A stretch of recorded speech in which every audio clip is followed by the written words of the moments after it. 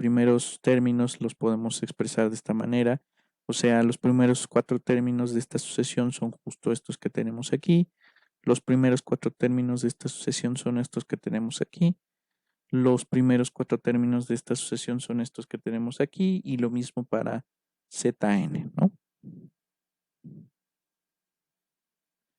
Entonces, digamos, a veces para referirse a una sucesión en particular, solamente vamos a indicar algunos de los primeros términos, denotando por puntos suspensivos que la sucesión es infinita. ¿Qué quiero decir con esto? Pues habrá ocasiones en las que simplemente indiquemos algunos elementos de la sucesión y de alguna manera debe de ser, digamos, clara la relación de correspondencia que hay entre el conjunto de números naturales y el conjunto de números reales, ¿no? Entonces aquí, por ejemplo, tenemos este par de sucesiones en donde simplemente estamos enunciando aquí los primeros 4 elementos de esta sucesión, y lo mismo para esta, y debe de ser de alguna manera claro cómo es que estamos construyendo estas sucesiones. También hay algunas sucesiones que se definen, digamos, de manera inductiva. Esto es a partir de cierto natural, en donde cada término pues está definido en función de sus antecesores. Cuando este tipo de condiciones sucede, se dice que la sucesión es recursiva. Veamos ejemplos. Considérese, definimos el primer término de una sucesión como 1 y los términos sucesores, en este caso x2, se va a definir como 2 más x1 entre 2. x3 va a ser 2 más x2 entre 2. Es decir, el elemento sucesor queda definido en términos del elemento antecesor. Podemos dar, digamos, los primeros 5 términos de esta sucesión. x1 lo estamos dando como 1. Si x1 es 1, entonces x2 es 2 más 1 entre 2, que es 3 medios. Aquí lo tenemos. Si x2 es 3 medios, entonces x3 es 2 más 3 medios entre 2. 2 más 3 medios en este caso es 7 medios. Entre 2 pues te queda 7 cuartos. Entonces luego el siguiente término es tomar 7 cuartos, sumarle 2 y dividirlo entre 2. Eso simplemente nos da 15 octavos. Luego tomamos 15 octavos, le sumamos 2 y dividimos 2. Y ese nos va a dar el quinto término de la sucesión. Y así sucesivamente. Entonces esta es un claro ejemplo de, digamos, sucesión recursiva. Veamos otro ejemplo. Hay funciones que están, digamos, definidas sobre el conjunto de números naturales y a veces se le pega el número 0.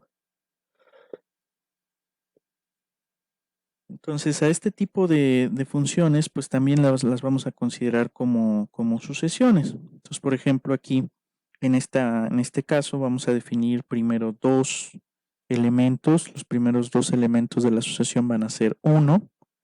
Y el elemento sucesor lo vamos a definir como la suma de los 2 anteriores. Entonces, por ejemplo, aquí, cuando n es igual a 2, x2 va a ser x0 más x1, que simplemente en este caso va a ser 1 más 1, que nos va a dar 2. El siguiente elemento, que sería x3, sería agarrar x1 más x2, que sería 1 más 2, y eso nos daría 3. Y así sucesivamente. Entonces tenemos aquí los primeros elementos de esta relación recursiva. Esta sucesión es una sucesión muy conocida y se le conoce como la sucesión de Fibonacci. Bien, ahora tenemos un tercer ejemplo. Vamos a definir x1 como 1 y el elemento para toda n mayor o igual que 2 como n por xn menos 1. Entonces, ¿qué tenemos? Por ejemplo, x2, vamos a tomar el subíndice, en este caso 2, y lo multiplicamos por x2 menos 1, que sería 2 por x1. Entonces nos quedaría 2 por 1, que es este término que tenemos aquí. Cuando n es igual a 3, pues tenemos 3 por x3 menos 1, que es x2. Entonces tenemos 3 por x2, que es 3 por 2 por 1, y así sucesivamente. Entonces hemos definido recursivamente una famosa función conocida como el factorial de un número. Cabe mencionar que esta sucesión también se puede definir partiendo desde x0.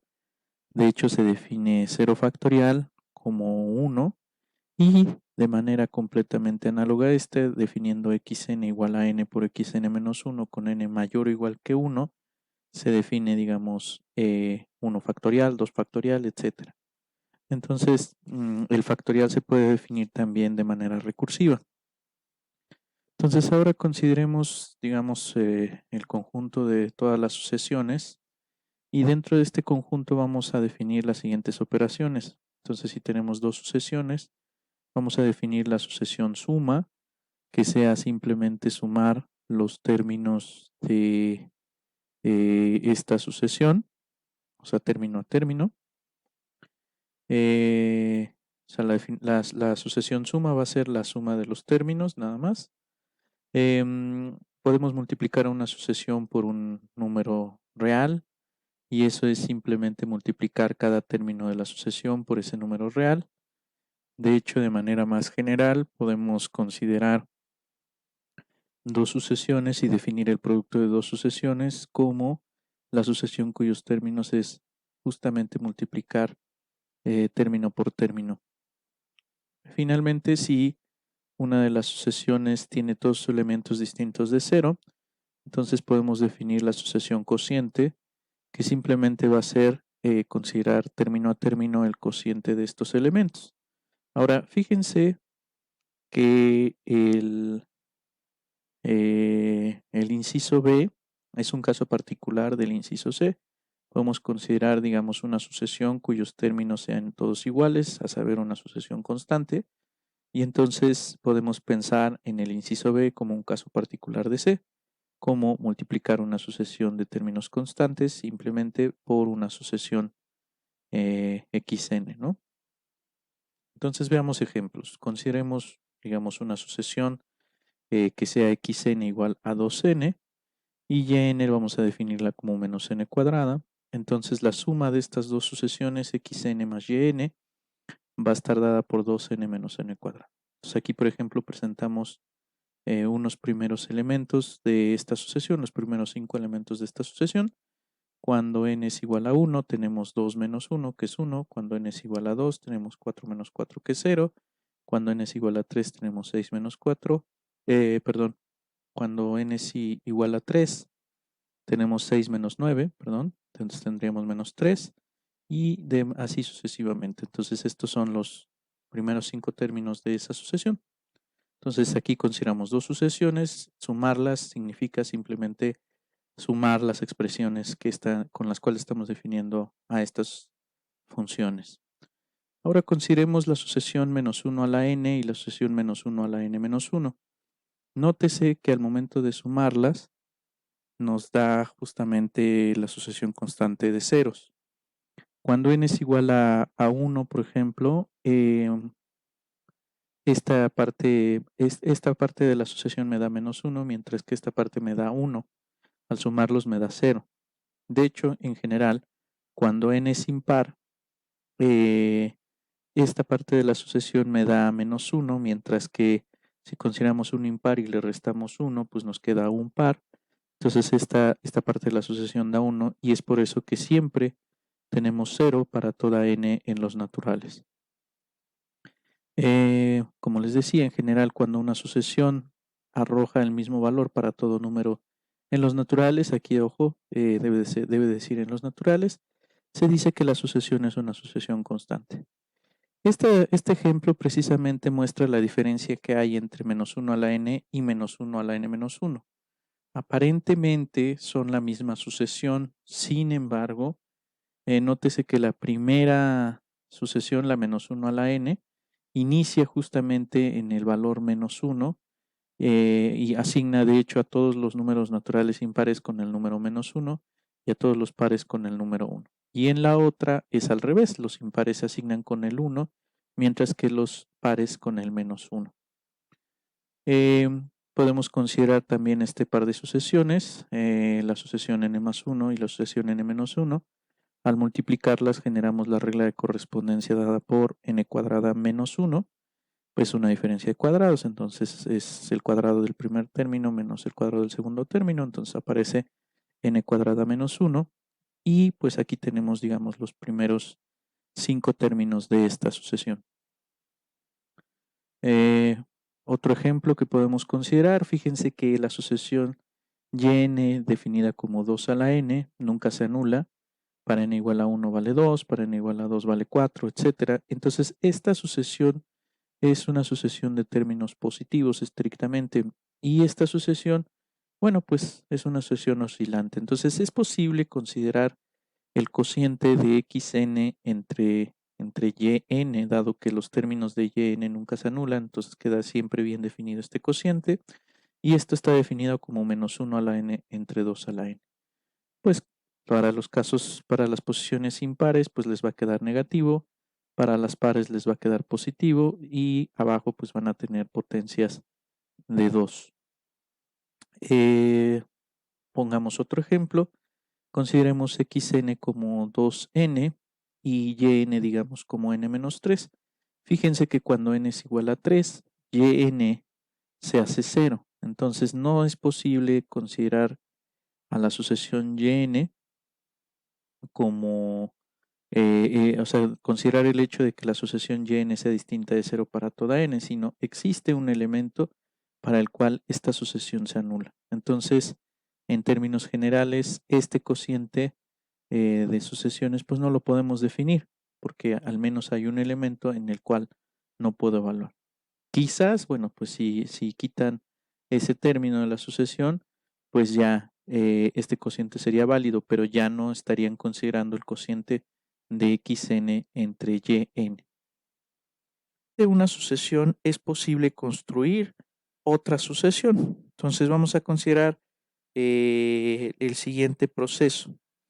Vamos a suprimir una cantidad, bien sea finita o infinita, de elementos de la sucesión bajo las siguientes condiciones. Entonces, la primera es que la cantidad de elementos que no hemos suprimido debe de ser una cantidad infinita, y el orden de aparición de los elementos que tenemos en este, bueno, digamos en los restantes que no hemos eliminado, no se vea alterado, es decir, el orden de aparición de los elementos no suprimidos debe preservarse. Entonces, bajo estas condiciones hemos creado una sucesión a partir de la sucesión xn. Esta sucesión que vamos a denotar como YK se le va a llamar subsucesión de la sucesión xn, y aquí está, digamos, la formalización de las observaciones anteriores. Vamos a decir que una sucesión YK es una subsucesión de la sucesión xn si existen números naturales indexados por k va a estar en los naturales, tal que n1 es menor que n2, eso es menor que n3 y así sucesivamente. Y digamos, para cada k, el elemento yk va a ser igual a xn sub k. Nótese que estos elementos, el elemento n sub k, pues va a ser mayor que k. ¿Qué quiere decir esto? Por ejemplo, tú tienes la sucesión x1, x2, x3, x4, x5, etc. Entonces, vamos a pensar que vamos a suprimir los elementos pares de nuestra sucesión. Entonces, nuestra subsucesión va a ser x1, x3, x5, x7, x9. Entonces, en este caso, n1 sería 1, n2 sería 3, n3 sería 5, n4 sería 7 y así sucesivamente. Entonces, fíjense, estamos creando una relación funcional entre los subíndices de y y los subíndices de x. Entonces, estos subíndices que estamos poniendo aquí quedan en dependencia de este subíndice de la sucesión y. Vamos a ver qué es lo que quiero decir con esto. Supónganse que tienen justo la sucesión 1, 2, 3, 4, 5, etcétera, la sucesión que contiene los números naturales. Entonces, como les decía, vamos a suprimir todos los números pares. Entonces, vamos a construir la sucesión